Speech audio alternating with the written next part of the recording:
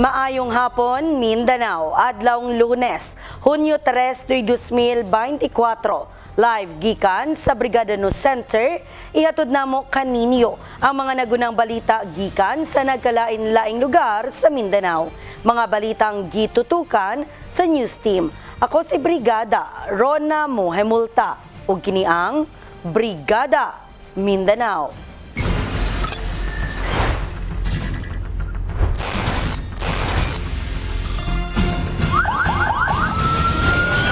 Mas palauman pa sa kapulisan.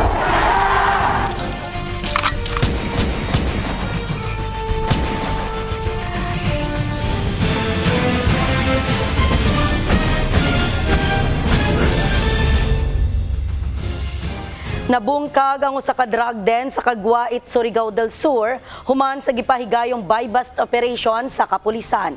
Empleyado sa gobyerno arestado. Ibrigada mo Christian Cabañas. Nagmahay ang usa ka empleyado sa gobyerno ug duha ka mga kaubanan niini human positibong napalitan sa usa ka buy-bust operation nga gilusad sa otoridad sa may purok ilang-ilang barangay Arasasan, Caguait, Surigao del Sur. Ang Philippine Drug Enforcement Agency Regional Office 13 ug Caguait Municipal Police Station ang mipahigayon og kampanya batok ilegal nga droga. May resulta sa pagkaaresto sa mga dinakpan nga sila Benji Domingo Prado, 47 anyos, casual employee sa Provincial Environmental and Natural Resources Office, ug usa ka Robert Pili, 41 anyos, Rice Miller, gikan sa may purok Talisay, Arasasan, Caguait, Surigao del Sur, ug usa ka alias Junjun, 17 anyos, magtutunga og puros lumulupyo sa maong barangay. Nakuha sa maong operasyon ang usa ka sachet sa gibanabana nga 0.2 gramos sa gituoang shabu nga adunay kinatibuk ang kantidad nga usa ka 1,000 pesos, isip buy-bust item ug usa ka dako nga cell transparent plastic sachet sa gituohang shabu nga nagtimbang og 5 gramos ug adunay kantidad nga 34,000 pesos. Lakip usab nga nakuha ang usa ka genuine 1,000 peso bill, usa ka Android phone, upat ka disposable lighters. Lakip usab nga nakuha ang usa ka genuine 1,000 peso bill, usa ka Android phone, upat ka disposable lighters, duha ka folded aluminum foil strips, usa ka plastic blue container, usa ka parisan sa gunting ug usa ka rolyo sa aluminum foil.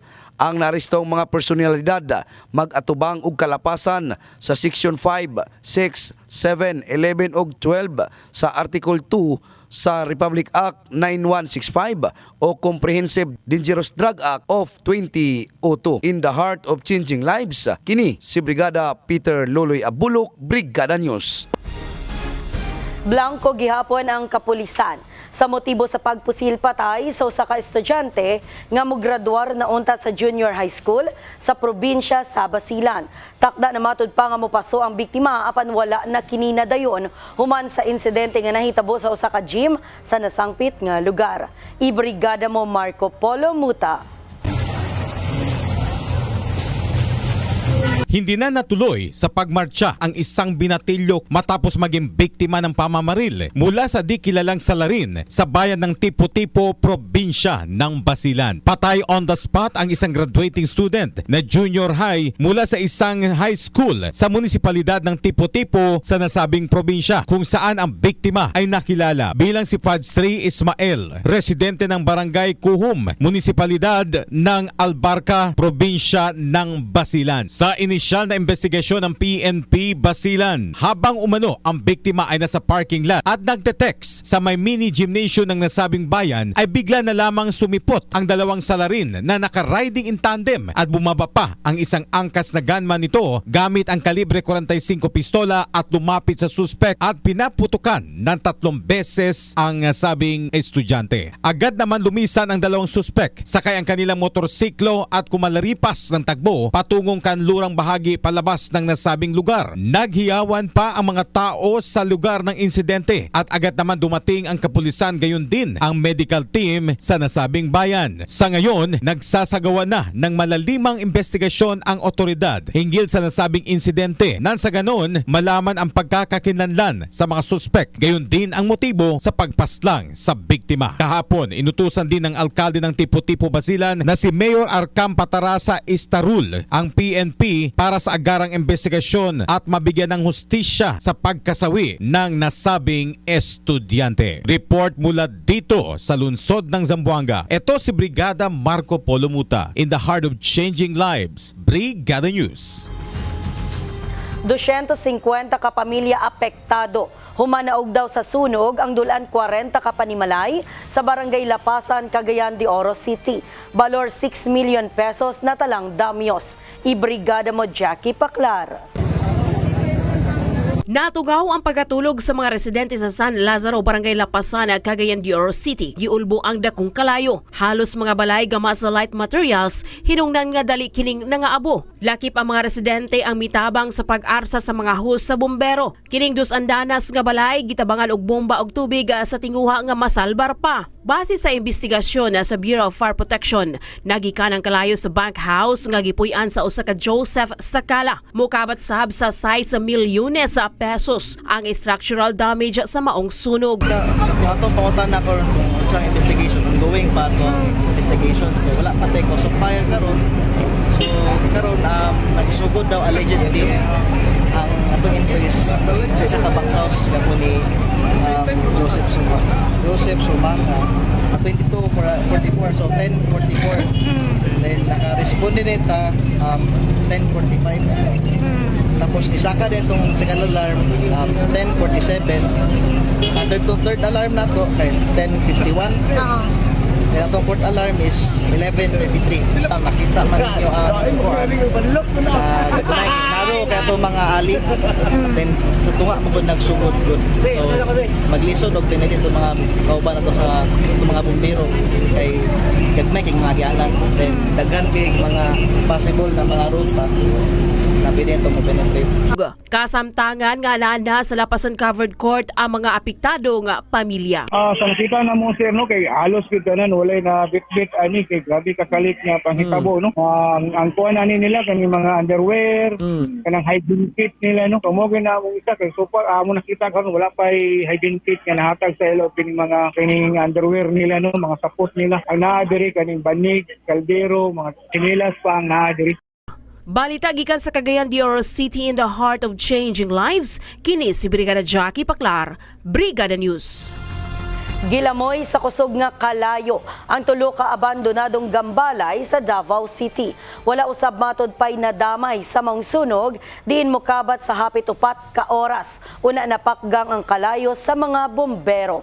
Ibrigada mo Gib Maing. Gilamoy sa kusog nga kalayo ang tulo ka gambalay sa CM Recto Street nga kanhi Claveria Street, Barangay 35 Dasdi ning syudad. Pasado alas 6 sa buntag sa inisyal nga investigasyon sa kapulisan, nagsugod matod pa ang kalayo sa abandonado nga New Davao Theater nga gipatung-an sa giabandona usab nga Davao Hotel ug Davao Electronic Center nga nalakip sa pagkasunog. May responde gilan sa lugar ang personahe sa kabomberuhan, Barangay Firefighter Volunteers ug Central 911 Fire Auxiliaries. Sa pagpanubay sa brigada, nasuta nga tinabangay ang mga firefighters sa pagpakgang sa kalayo, pinaagi sa paggamit og duha ka fire truck ladder aron mapasiritan og tubig ang sa taas nga bahin sa maong building. Ingon man ang sa tunga nga bahin na kontrolar ang maong sunog alas 10 na sa buntag, din walay natalang nasamdan o kasaltis. Padayon pasab nga ginasuta sa kabomberuhan ang hinungdan sa sunog ug ang nahimong damyos niini. In the heart of changing lives, kini si Brigada Gib Maing, Brigada News. Patay ang usa ka 17 anyos nga babaeng atleta. Human na lumos sa usa ka resort sa Barangay Tuburan, Pagadian City. Nagselebrar matod pa ang pamilya alang sa graduation sa igsoon sa biktima ug wala damha nga nahitabo kini kaniya. Ibrigada mo Margie Alawi. Nakabsan sa kinabuhi ang usa ka 17 anyos nga babaeng atleta dihang gidala kini sa balay Tambalanan. Human kining nalumos alas 10 sa buntag sa may Springland Resort, Barangay Tuburan, Pagadian City. Naila ang biktima nga si Marian Ando, 17 anyos, atleta apan giila kining late bloomer. Anak ni Maribel Ando, residente sa Zone 1, Tiguma, Pagadian City. Sa nakalap ng impormasyon sa Brigada News Team, nasairan ang biktima ni uban sa pagpangaligo sa mga manghod niini kauban sa iyang ang amahan sa maong resort tungod ang manghod sa biktima ni graduar kini ni adtong miaging adlaw. Naguol pag-ayo si Nanay Maribel sa kalit nga kamatayon sa iyang anak og wala nila damha nga mao kadto ang madangatan sa iyang anak. Gihulagway nini nga usa ka buotan og masinabtanon ang iyang anak. Naglaom karon ang pamilya sa biktima nga matabangan sila sa maong resort tungod sa kalisod sa sitwasyon. Apan ang pamunuan sa maong resort nagdumili sa paghatag og pamahayag sa maong panghitabo. In the heart of changing lives, Brigada Marge Aurelio Alawi, Brigada News. Gideklara ng insurgency-free ang munisipalidad sa San Fernando sa Bukidnon. Lokal nga panggamhanan dako ang pasalamat ngadto sa mga kasundaluhan nga naningkamot aron masugpo ang mga 8 grupo.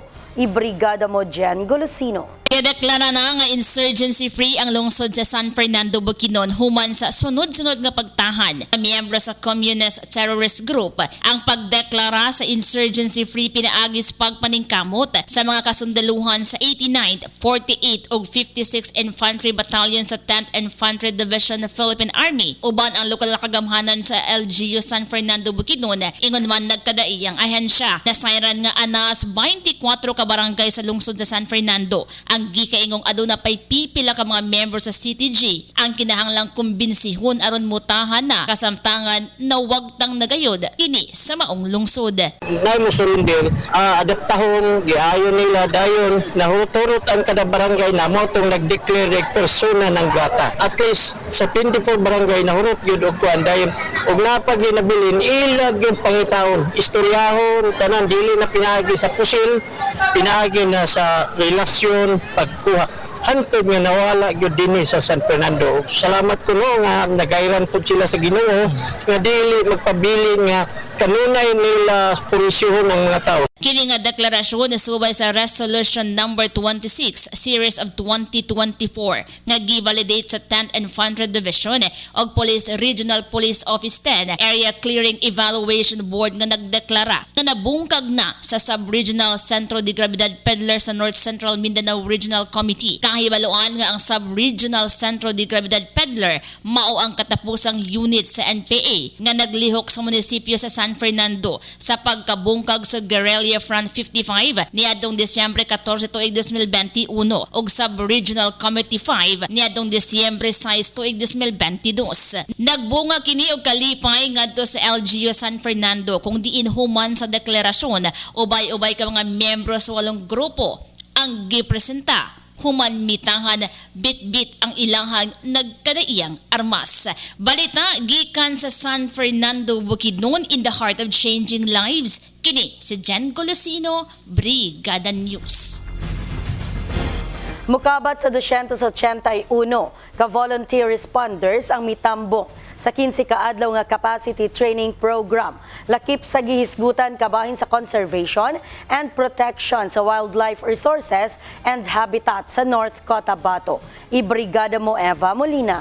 Aron nga maampingan ang wildlife resources sa lalawigan sa Cotabato ug maprotektahan ang natural nga ecosystem niini, nahimo na karon nga kabahin sa 15-day capacity development training for volunteer responders of Cotabato Province. Ang topic kabahin sa conservation and protection sa wildlife resources and habitats. Nahimong resource speaker sa aktibidad ang mga estudyante gikan sa Doctor of Veterinary Medicine sa University of Southern Mindanao, Cabacan, Cotabato, kun asa naglecture ang mga naisgutan kabahin sa first aid sa snake bite o pagtumbok sa venomous and non-venomous snakes. Gingusgan sa mga responders ang ideya kung sa unsang pamaagi luwason ang mga wildlife animals, partikular na ang bitin nga matod nila adunay mahinungdanon nga papel nga magpabiling balanse ang ecosystem. Nagpasalamat ang grupo sa mga opisyales sa panggamhanang panlalawigan sa Cotabato sa advokasya may kalabutan sa wildlife protection and conservation ug paghatag kanila og higayon nga mapaambit sa mga partisipante ang ilang nahibaw-an. Ang capacity training gipahigayon dito sa 602nd Brigade, Carmen, Cotabato alang sa 10th batch ug sa Camp Sergio Gonzaga sa Magpet, Cotabato alang sa 11th batch nga gitambungan sa 281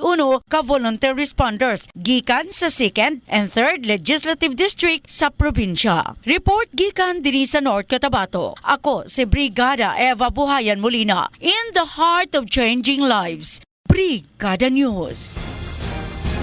Padayon gihapon sa pagdawat ang Kabrigada Foundation Incorporated alang ato sa mga kabrigada nato nga nanginahanglan og ginabang.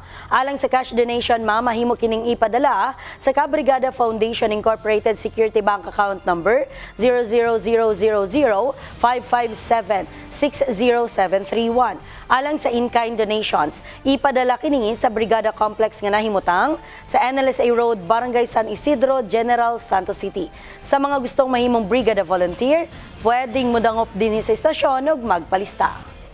Mao kana ang naglangkob nga mga balita sulod sa 20 minutos nga nakalap sa ato ang mga kabrigada gikan sa nagkadaiyang lugar sa Mindanao. Mga balitang 24 oras nga gironda sa atong mga kabrigada. Sa makausap pa ako si Brigada Rona Mohemulta, in the heart of changing lives. Ug kini ang Brigada Mindanao.